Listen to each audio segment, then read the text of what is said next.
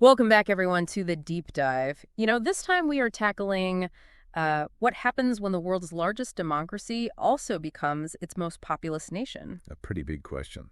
It is, and you've given us such a fascinating mix of sources for this one. We have news reports, expert interviews. We even have some really strong opinions coming from a YouTube channel, but we are going to try to cover it all. Economic forecasts, political ramifications, environmental concerns. We've even got some gold-dusted drain sludge in the mix. Yeah, I have to say that last one really piqued my interest as well. But I think it speaks to the scale of this topic, right? It's not just numbers on a spreadsheet. It's the lives and livelihoods of over 1.4 billion people. Yeah, and that's really what we want to try to get to the bottom of here. So let's actually start with that number. India officially overtook China in 2023, hitting 1.4 billion people, and it's projected to keep growing for decades. So I'm curious, what kind of reactions are we seeing globally and within India? Is it all doom and gloom, or is there some optimism mixed in? Well, it's certainly a mixed bag. I mean, globally, there's all this excitement, talk of India's demographic dividend, this idea that a young, vibrant workforce can really supercharge economic growth. But domestically, within India, there is quite a bit of anxiety. Yeah. I even saw one news report from Money Control that mentioned a proposal to bar people with more than 2 kids from even holding public office. Wow, that's a pretty bold move. So it sounds like there's real tension there, right? This sort of global excitement versus these really pressing domestic concerns. So what are people in India most worried about? What are the main anxieties that we're seeing pop up? I think the biggest one has got to be the strain on resources. We're talking water scarcity in agricultural regions, which, for a country that's still so reliant on farming, it's a huge problem. And then you've got mega cities like Mumbai. Yeah. Mumbai is a prime example, right? You've got over 30,000 people crammed into every single square kilometer. Rents are sky high. Affordable housing is basically a fantasy for most people. And then, looming over all of that is climate change, which is literally threatening to submerge parts of the city, potentially by 2050. Yeah, that's a recipe for disaster. It makes you wonder if there's a point where, growth just becomes unsustainable, even in a mega city. But, on the other hand, we also have this YouTube channel, TOT The Ultimate Truth, which is arguing that, population growth really only benefits the wealthy elite. So what's their take on all this? What are they saying is driving these anxieties, these pressures that we're talking about? Well, they're claiming that, the poor are the ones facing the brunt of it all. Yeah. They're caught in this fierce competition for, dwindling resources and jobs. And it's not just about the sheer number of people, right? It's about these underlying inequalities that just get magnified as the population grows. So is this a case of, India facing the same problems as China, just, maybe a few decades behind? I mean, we know that China is grappling with a shrinking workforce, a rapidly aging population, all the kind of lingering consequences of the one-child policy. Is India headed down the same path? It's tempting to draw that parallel, Yeah. but India is really charting its own course. Unlike China, they're not resorting to those sort of top-down mandates, population control measures. They're focusing on education and empowerment to try to influence family size over time. Interesting. So it sounds like they're really betting on those long-term solutions rather than kind of those quick fixes. But speaking of education, one of our sources, Poonam Mutreja from the Population Foundation of India, she points out that, India's hit replacement level fertility, but there are still these massive regional differences. So what's the significance of that? What are the implications of these, sort of uneven growth patterns across the country? Well, I think it highlights the danger of relying on these national averages. Right. I mean, a national average can mask a lot of variation on the ground. Some regions might still be experiencing very rapid growth, which is going to put extra pressure on local resources, local infrastructure. And even with, stabilized fertility nationwide, you've still got this huge wave of young people entering the workforce. I mean, India's population pyramid is still very bottom heavy. So it's not just about, limiting population growth. It's about making sure that growing workforce, that young population is actually equipped to contribute to the economy, to find meaningful jobs. But then on the other hand, we have this video, The Unexpected Problem with India's Population Boom, which makes this pretty startling claim that India's education system isn't actually producing enough skilled workers to meet the demands of the economy. So So how does that square with this whole idea of a demographic dividend, right? This idea that a young workforce is going to propel India to economic success. Well, and that's the real crux of it, isn't it? I mean, this video argues that something like 50%, like half of Indian graduates, are basically deemed unemployable. They just don't have the skills that industries need. It's almost like, having this powerful engine, but no one who knows how to drive it. And remember, we also have those contrasting arguments from TTT, The Ultimate Truth, claiming that the system is just churning out educated servants for capitalism.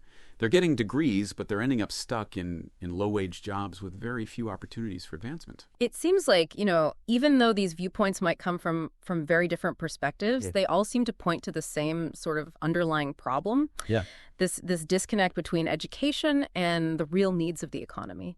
And I think, if we connect this back to some of the individual stories that we've encountered in our sources, like Renjalal, the father of 10 who's living in a slum in Agra without basic amenities, or Amna, the widow who's, supporting her 7 children by making glass bangles, it really brings home the human cost of this disconnect. It does. And those stories are not just anecdotes, right? I mean, they're representative of millions of Indians who are, caught in this cycle of poverty, trapped in these informal sectors of the economy, just struggling to get by even as the overall economy grows.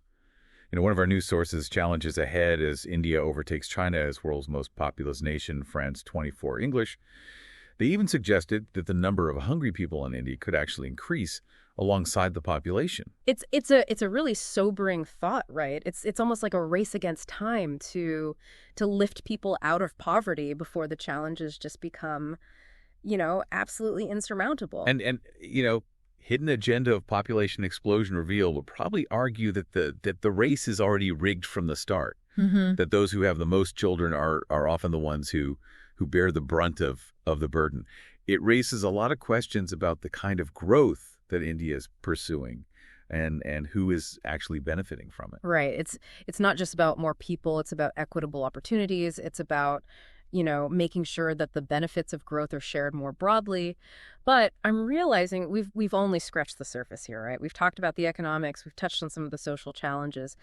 But what about the political dimensions of all this? How is India's population boom shaping the political landscape, the balance of power within the country? Yes. That's where things get even more interesting, more complicated. And I think that's where we need to pick up in part 2. Okay, yeah, because we definitely need to unpack all of that. So let's dive deeper into those social and political dynamics in part 2. Okay, so we're back and ready to kind of unpack those social and political dimensions of India's population boom.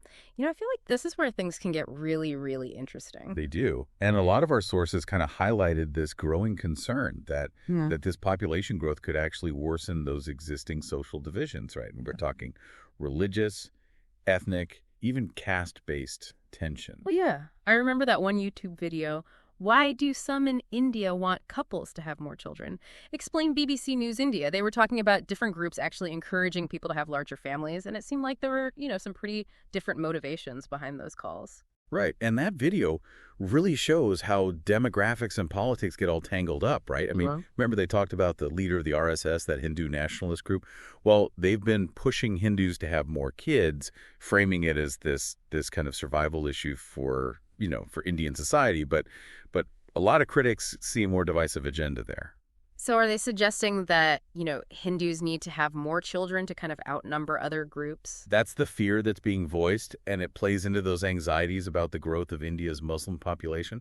But here's where, we have to look at the data, because the same video points out that, Muslim fertility rates are actually declining the fastest out of all the religious groups, while Hindu fertility rates are kind of leveling off at that replacement level. So the reality isn't really matching the rhetoric, huh? It seems like some groups are using this outdated or maybe even inaccurate information to kind of stir up those fears. But how's this all playing out, politically? Well, India's federal system adds another layer of complexity here, because different states have very different demographic trends.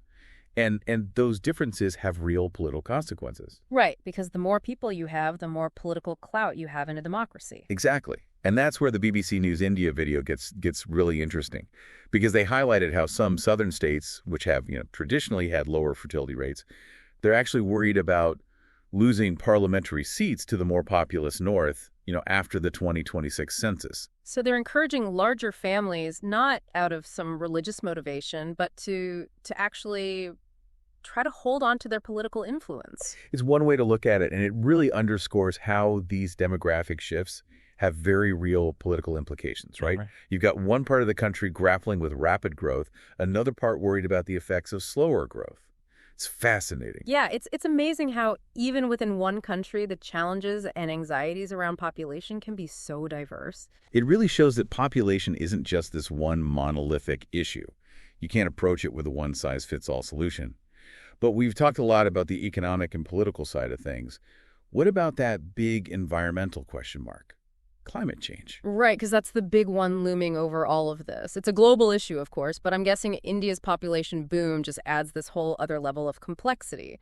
So what are our sources saying about that?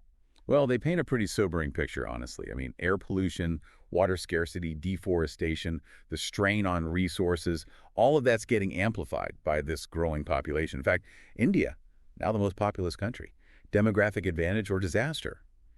Insightful episode highlighted that if India's per capita resource consumption even gets close to China's, it could be devastating for the planet. It really drives home the point that this isn't just India's problem, this is a global problem. It really is. And that documentary was especially concerned about the future of India's coastal cities, with rising sea levels. We talked about Mumbai earlier. Imagine if large parts of it were underwater. The scale of that humanitarian crisis would be unimaginable. It's a terrifying thought, and it really emphasizes the need for climate action. But there seems to be a lot of debate about how that action should be taken, who should be responsible for it. What's the main argument there? It boils down to responsibility and how we address it. Some say developed countries, who historically have been the biggest polluters, they should bear the brunt of it, provide financial aid, technology, to support India's transition to a more sustainable path. It's kind of like saying, we helped create this mess, so we should help you clean it up. But I'm sure there's a counter-argument to that. Oh, absolutely. Some argue that regardless of who's to blame, India has a responsibility to step up, take the initiative on renewable energy, sustainable practices, basically lead by example. So it's kind of this global tug-of-war between cooperation and national interest. Exactly. And it plays out in all these international agreements and negotiations. But with all this, is there any room for optimism? Can India navigate this population boom and come out stronger on the other side? That's the million-dollar question. I have to admit, all this talk about challenges is making me a little uneasy. So what do our sources say about potential solutions? What are the paths forward? After diving into all these sources and all these different perspectives, I'm wondering, what are the key takeaways here? What are the things that we should really be paying attention to as India kind of moves forward? It is a lot to process. I think the first takeaway is that we got to move beyond these simplistic narratives. India's population growth, it's not just a demographic disaster in the making, but it's also not a guaranteed path to success either. Right. It's definitely more nuanced than more people equals more prosperity. Yeah, absolutely. The real question is how those people are educated, employed, empowered. It's about access to resources, opportunities, and building, sustainable practices that'll protect the environment for future generations. It's about quality of life just as much as quantity, really. Exactly. And this brings us to, I think, another really crucial point. That is the power of investing in women. Education for girls, access to health care, family planning, economic opportunities. These are all vital. Yeah, it kind of goes back to that idea that development is the best contraceptive. It really does. Because ultimately, I think we have to remember that India's story is still being written.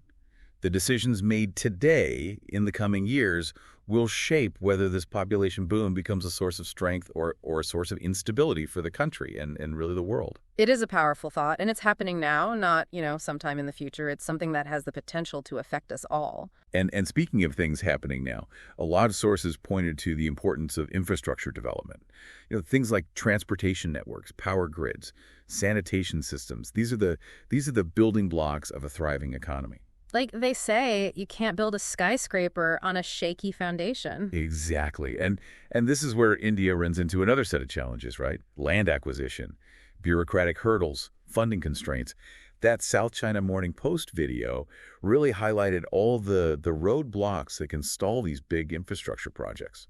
But if they can overcome those obstacles, I mean, the potential payoffs seem enormous. Reliable infrastructure could really unlock India's economic potential in a big way. It's a long game, but the returns could be huge. But there's another side to this coin too that we need to address, the issue of brain drain. You mean like highly skilled individuals leaving India to pursue better opportunities in other countries? Exactly. And several of our sources, including India, now the most populous country, Oh, sure. demographic advantage or disaster, insightful episode, highlighted this as a major concern. India has this enormous pool of talented young people. But if they can't find suitable jobs at home, they'll go elsewhere. Countries like Canada, the U.S., Australia, they're actively recruiting Indian talent. It's almost like this global competition for skilled workers, and India needs to be able to, keep up, to stay competitive. Yeah. So what are some of the factors driving this brain drain? Well, I think it goes back to what we were talking about earlier, the disconnect between India's education system and the demands of the modern job market. That skills mismatch. Yeah. And then you add to that the issue of wages. Skilled professionals can often earn a lot more in developed countries. And then there's the whole quality of life factor, right? Healthcare, infrastructure, safety, a cleaner environment. All these things factor into people's decisions about where they want to live and work. It's not just about making a living. It's about, having a good life. Right. So India has to focus on creating those high-quality jobs that can compete globally, not just in terms of salary, but in terms of the whole package. It does feel like a race against time. I mean, if India doesn't act quickly, it risks losing out on all the potential benefits of its demographic dividend. It is high stakes. But, let's not forget that India has a lot going for it. You've got this young and growing population. You've got a vibrant entrepreneurial spirit, a history of resilience and innovation. Those are some pretty powerful assets. They are. And several sources suggest that with the right policies, the right investments, India could not just manage this population growth, but actually use it to become a global powerhouse. It's about turning those challenges into opportunities. It sounds like India is at a crossroads, facing, incredible possibilities, but also some really daunting challenges. It definitely is. And it's a story that's unfolding right now, right in front of us. A story that will impact not just India, but the whole world. It really makes you think. And before we wrap up, I actually want to leave our listeners with a question to ponder. Considering everything that we've talked about, all the complexities, how do you envision India shaping its future as the world's most populous nation? What role will it play on the global stage? What kind of society will it create? Those are great questions. And I think the answers really depend on the choices that are made in the next few years.